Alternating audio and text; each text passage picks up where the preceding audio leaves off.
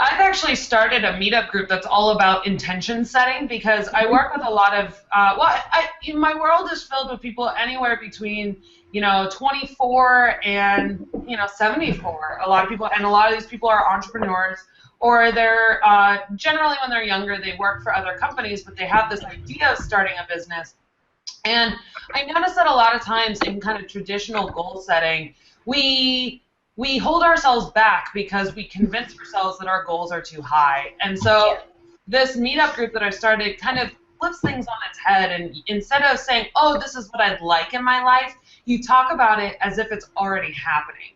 And it's a really interesting shift in what people will start to believe is possible when they kind of remove the opportunity that it might not work out. If they're talking about it as if it's happening, they go for it, and their heart leads them to it.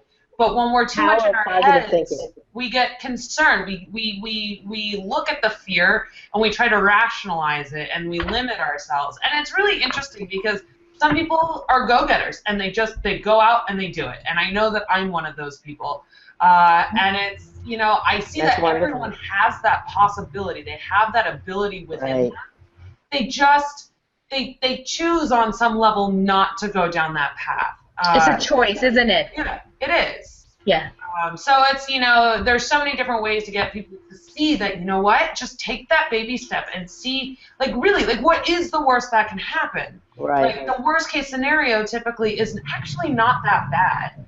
I have friends that right now, she works for Facebook, and she doesn't love the job, and she'd really love to be a blogger, but she makes 6 figures right now at Facebook, and she works so much there that starting the blog, she'd be taking a huge pay cut, but it would be something that she's genuinely passionate about. But she looks at that and she goes, well, I'd be losing out on the money. And I go, well, really, what's the worst case scenario? You move back in with mom and dad?